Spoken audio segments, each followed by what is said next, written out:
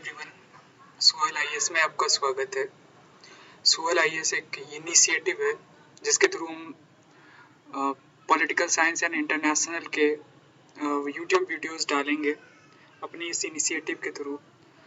ये उन अनप्रिविलेज्ड बच्चों के लिए है जो जिनके पास रिसोर्सेज की कमी होती है, तो उसी खाई को पूरा करने के लिए हमने एक इनिशिएटिव शुरू किया है और हमारी एक प्रॉपर टीम है सुहेल आईएएस की, जिसमें जो पॉलिटिकल साइंस और इंटरनेशनल रिलेशन है उसको प्रॉपरली कवर किया जाएगा। ये पॉलिटिकल साइंस और इंटरनेशनल की सिलेबस जो है वो 2 हिस्सों में बटी हुई है। पहला हिस्सा जो पेपर 1 है वो सूरज सर लेंगे और जो पेपर 2 है उसको मैं लूँगा। साथ ही मैं ये भी ऐड करना चाहता हूँ कि जो अंडर ग्रेजुएट बच्चे हैं जो जिनकी पॉलिटिकल साइंस में ऑनर्स हो रही है या होने वाली है, या जो बच्चे political science as an optional लेना चाहते हैं यूपीएससी के प्रिपरेशन के लिए, तो उन सब लोगों के लिए ये है। तो और एक और चीज़ है कि बहुत सारे लोग होते हैं जिनकी इंटरेस्ट होती है इसमें इंटरनेशनल रिलेशन में या पॉलिटिकल साइंस में, तो उन लोगों के लिए भी ये इक्वली इम्पॉर्टेंट है। अब आ जाते हैं, हम थोड़ा सा डिस्कस कर लेते हैं टॉपिक कि हम क्या क्या कवर करने वाले हैं। तो ये जो प्रोग्राम है वो इसके फीचर्स हम देख लेते हैं कि ये comprehensive, intensive and interactive video slide programme है जिसमें हम step by step guidance to aspirants for understanding the concept ये हम कोशिश करेंगे। फिर develop analytical, logical and rational approach. फिर हम पीडीएफ उनको हर एक वीडियोज़ के साथ ही प्रोवाइड करा देंगे। और हमारे लिए सबसे ज़्यादा इम्पॉर्टेंट जो है वो है ईजी एंड अंडरस्टैंडेबल लैंग्वेज, जो बच्चों को आसानी से समझ आ सके। हम इस तरह से आपको अपनी वीडियोस देंगे और समझाने की कोशिश करेंगे। ठीक है, तो जैसा कि आपको पता है कि पॉलिटिकल साइंस और इंटरनेशनल रिलेशन जो है वो उसमें 2 पेपर्स होते हैं।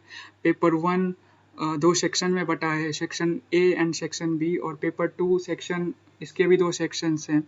तो पेपर 1 जो है वो कम्प्लीटली कवर करेंगे सूरज सर। उन्होंने ऑलरेडी अपना इंट्रो वीडियो डाल दिया है सुहेल आईएएस यूट्यूब चैनल पे, जो कि आप देख सकते हैं या आपने देखा भी होगा। जो पेपर 2 है उसके भी 2 सेक्शन है। अब हम 2 सेक्शन में, जो सेक्शन ए है उसमें हम क्या क्या पढ़ने वाले हैं वो हम एक एक करके देख लेते हैं। पहला टॉपिक जो होगा वो कंपैरेटिव पॉलिटिक्स होगा, जिसमें हम नेचर और जो मेजर अप्रोचेज हैं, जैसे कि डिफरेंट जो अप्रोचेज इसको कंपेयर हम करते हैं 2 कंट्रीज़ की कंपैरेटिव पॉलिटिक्स। जब हम कंपेयर करते हैं तो जो डिफरेंट अप्रोचेज है उसको हम देखेंगे 1 बाय 1 और हर एक को देखेंगे। फिर पॉलिटिकल इकोनॉमी है and political sociology, perspectives, limitations of the comparative method, ये सारी चीज़ें हम देखेंगे। हमारे जो पहला सब टॉपिक है उसमें स्टेट इन कंपैरेटिव पर्सपेक्टिव, जिसमें हम उसकी characteristics and changing nature of the state in capitalist and socialist economies and advance industrial and developing societies, तो ये सब देखेंगे। फिर जो तीसरा सबसे इम्पॉर्टेंट है वो politics of representation and participation है। political parties, pressure groups and social environment movements in advanced industrial and developing societies, तो ये भी हम देखेंगे। फिर ग्लोबलाइजेशन देखेंगे, जो कि उसका रिस्पॉन्स क्या रहा है on developed and developing societies. फिर हम approaches to the study of international relations, जिसमें कि हम idealist, realist, Marxist, functionalist and system theory देखेंगे। फिर key concepts of in international relations, जैसे कि नेशनल इंटरेस्ट, काफ़ी इंपॉर्टेंट है ये जो सब टॉपिक है। इसमें भी जो सब डिवीज़न है इसमें जैसे security and power, soft power के बारे में आपने बहुत सुना होगा, balance of power, deterrence, nuclear deterrence, इसी के अंदर हम एक छोटा सा टॉपिक पढ़ सकते हैं transnational actors and collective security. फिर world capitalist economy and globalisation, सब इसके अंदर आएगा। फिर चेंजिंग इंटरनेशनल पॉलिटिकल ऑर्डर, जो चेंजेस आ रहे हैं, जो ग्लोबल पॉलिटिक्स जो चेंज हो रहा है, जिसमें कि हम राइज ऑफ पावर, जैसे चाइना का राइज हो रहा है, स्ट्रेटेजिक एंड आइडियोलॉजिकल बाइपोलैरिटी, जो वर्ल्ड जो है यूनिपोलर से बाइपोलर वर्ल्ड की ओर बढ़ रहा है, फिर arms race and cold war, फिर न्यूक्लियर थ्रेट, ये सब भी जाना काफ़ी इम्पोर्टेंट है।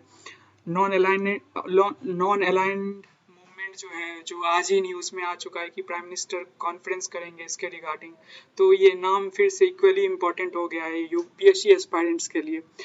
इसकी एम्स और अचीवमेंट्स हम देखेंगे। Collapse of Soviet Union 1991, unipolarity and American hegemony, relevance of non alignment in the contemporary world, तो ये सारी चीज़ें इसके अंदर आ जाएंगी। फिर evolution of international economic system, जिसमें Bretton Woods system, world bank and IMF जो 1944 में बनता है, और उससे वहाँ से कहानी शुरुआत होती है और WTO तक बात आती है, जिसमें हम socialist economies and the CMEA, council for mutual economic assistance भी देखेंगे। फिर थर्ड वर्ल्ड कंट्रीज़ की जो डिमांड है और उनकी जो उन पे जो ग्लोबलाइजेशन का जो कितना असर हो पाया, तो ये सारी चीज़ें इसके अंदर कवर होंगी। फर्दर यूनाइटेड नेशंस काफ़ी इंपॉर्टेंट है। यूनाइटेड नेशंस तो उसकी स्पेशलाइज एजेंसी जैसे WHO अभी बहुत ही न्यूज़ में रहा है कोविड क्राइसिस के दौरान, तो ये सारी चीज़ें इसके अंदर आएंगी। जो रिफॉर्म्स होने चाहिए अंडर दिस, इंडिया डिमांड करता है परमानेंट सीट के लिए, तो ये इसी के अंदर आएंगी। फिर रीजनलाइजेशन ऑफ वर्ल्ड पॉलिटिक्स, जिसमें हम EU, ASEAN, APEC, shark, NAFTA जिसका नाम अब चेंज हो गया USMCA, ये सब देखेंगे इसके अंदर, काफ़ी इंपॉर्टेंट ये भी है। फिर कंटेम्प्रेरी ग्लोबल कंसर्न्स जैसे कि डेमोक्रेसी, ये तो हमेशा से ही रहा है, आफ्टर सेकेंड वर्ल्ड वॉर के बाद से ये इसकी इम्पोर्टेंस बहुत है। फिर human rights, environment, gender justice, terrorism and nuclear proliferation, तो ये सारी चीज़ें इसके अंदर आएंगी। फिर जो पेपर 2 है, पेपर 2 का सेक्शन B जो है, उसमें हम इंडिया एंड वर्ल्ड देखेंगे, जो कि काफ़ी डायनामिक पार्ट होता है, चीज़ें सडनली चेंज होती है, तो उसमें हम इंडियन फॉरेन पॉलिसी को पढ़ेंगे और जो इंस्टीट्यूशंस हैं और जो डिटर्मिनेंट्स हैं, इन सब चीज़ों को इसमें कवर करेंगे। India's contribution to the non alignment movement, India की क्या कॉन्ट्रीब्यूशन रही है, जो बांडुंग प्रिंसिपल के बाद जो नाम की ये सेटअप होती है, जिसमें इंडिया एक फाउंडिंग मेंबर रहता है, तो ये सारी चीज़ें देखेंगे। और अभी करंट रोल क्या है इंडिया का, तो ये सारी चीज़ें इसके अंदर आएंगी। फिर इंडिया एंड साउथ एशिया, जिसमें हम रीजनल कोऑपरेशन, शार्क देखेंगे। मोदी साहब ने कोविड में जो शार्क की इम्पोर्टेंस को फिर से बढ़ा दिया गया है उनके द्वारा, तो ये सारी चीज़ें इनके अंदर आएंगी। फिर इंडियाज़ लुक ईस्ट पॉलिसी, जो कि एक एम्बिशियस गोल रहा इंडियन फॉरेन पॉलिसी मेकर्स के लिए, और जो कि मोदी साहब के आने के बाद इसमें भी चेंज आए और बदलाव, इसका नाम कर दिया गया है इंडियाज़ एक्ट ईस्ट पॉलिसी, तो ये सारी चीज़ें हैं। फिर इम्पीडिमेंट्स टू रीजनल कोऑपरेशन, जो जिस वजह से रुकावटें आती है रीजनल कोऑपरेशन में, जैसे रिवर वाटर डिस्प्यूट्स भारत और पाकिस्तान के बीच में है, या तिस्ता वाटर डिस्प्यूट इंडिया और बांग्लादेश के बीच में, तो ये सारी चीज़ें हैं इसके अंदर कवर होंगी। फिर इलीगल क्रॉस बॉर्डर माइग्रेशन, ये भी बड़ा इशू है। Ethnic conflicts equally important. फिर इंसर्जेंसीज, बॉर्डर डिस्प्यूट्स, तो ये सारी चीज़ें इसके अंदर आएंगी। फिर India and the global south, जो साउथ साउथ कोऑपरेशन है, जैसे कि इंडिया जो दुनिया की पुअर कंट्रीज़ है, उनको लेकर इंडिया का क्या नज़रिया रहा है, या उसकी इंडिया की फॉरेन पॉलिसी कैसी रही है, तो उसके रिगार्डिंग हम पढ़ेंगे। और इंडिया का जो रिलेशन है अफ्रीका के साथ, वो जो चेंज आ रहा है, पिछले 10 सालों में जो ट्रेड है वो $10 बिलियन से $75 बिलियन हो गया है, तो अफ्रीका इंडिया के लिए बहुत ज़्यादा इम्पोर्टेंट है। और चाइना को कोई अफ्रीका में टक्कर दे रहा है तो इंडिया ही दे रहा है। मार्केट कैप्चर करने की पूरी मतलब एक कंपटीशन है दोनों देशों के बीच में। फिर लैटिन अमेरिका लीडरशिप, मर्कासूर, ये वगैरह देखेंगे, जो उसकी ग्रुपिंग जो है लैटिन अमेरिकन कंट्रीज़ की। फिर leadership role in the demand for NIEO and WTO negotiations, तो ये सारी चीज़ें इसके अंदर आएंगी। फिर Russia and global centres of power, माफ़ कीजिएगा, India and the global centres of power, जैसे कि USA है, EU है, जापान है और चाइना और साथ ही रसिया है, तो ये इंडिया का बायलैटरल रिलेशन क्या है in global centres of power के साथ, तो हम वो देखेंगे एक एक कर कर। फिर India and the UN system, जिसमें कि role in UN peace keeping काफ़ी एम्बिशियस ये भी रहा है इंडिया के लिए।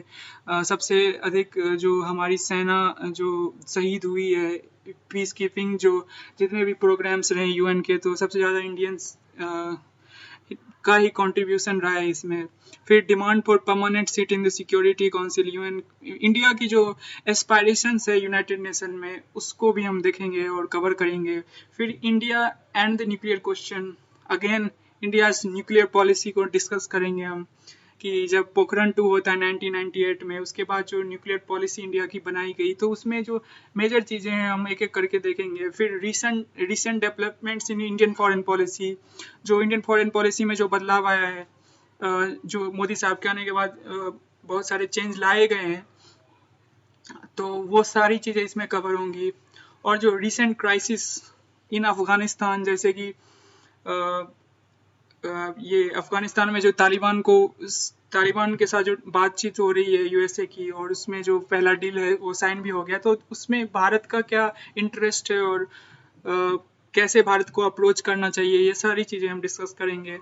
इराक एंड वेस्ट एशिया, यहाँ जो क्राइसिस है जैसे सीरिया है और यमन है, तो ये सारी चीज़ें इसी के अंदर आ जाएंगी। Growing relations with US and Israel, और यूएस और इजराइल के साथ जो रिलेशन की ट्रेजेक्ट्री है वो दिन ब दिन बेहतर ही होती जा रही है इंडिया की।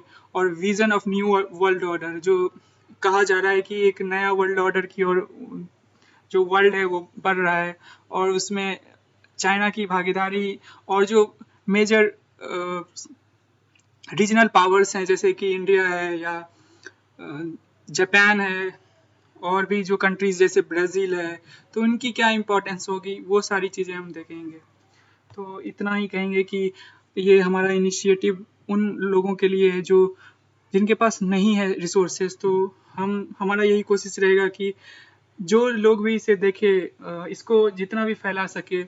ये एक फ्री ऑफ कॉस्ट इनिशिएटिव है जो हमारी टीम ने लिया है, तो आपसे यही बस उम्मीद है कि इसको अधिक से अधिक आप लाइक करें, शेयर करें और सब्सक्राइब करें। और एक चीज़ मैं बोलना भूल गया, मेरा नाम राहुल है, और जो मैं जो है पेपर 2 लूँगा इंटरनेशनल रिलेशन वाला, और जो पेपर 1 है वो सूरज सर लेंगे। Thank you.